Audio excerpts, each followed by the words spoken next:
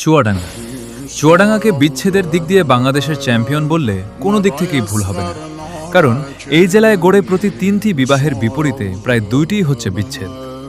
চুয়াডাঙ্গা জেলার রেজিস্ট্রি তথ্য অনুযায়ী গত এক বছরে অর্থাৎ 2025 সালে জেলাটিতে মোট বিবাহ হয়েছে 7,633টি এবং একই সময়ে তালাক বা বিচ্ছেদ হয়েছে 5,330টি, যা মোট বিবাহের প্রায় 69.82%। এবার আসা যাক উপজেলা ভিত্তিক চিত্রে। চুয়াডাঙ্গা সদর উপজেলা।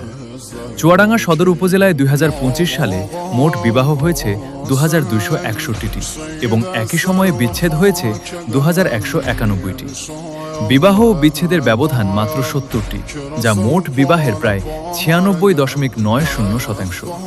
এর মধ্যে ছেলে কর্তৃক তালাক 640টি, মেয়ে কর্তৃক তালাক 998টি, যৌথ তালাক 553টি।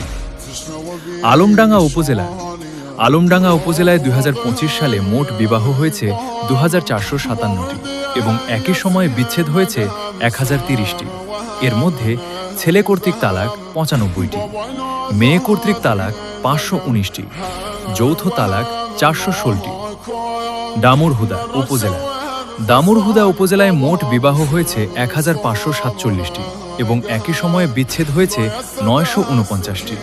এর মধ্যে ছেলে কর্তৃক তালাক 91টি, মেয়ে কর্তৃক তালাক 414টি, যৌথ তালাক 444টি। জীবননগর উপজেলা।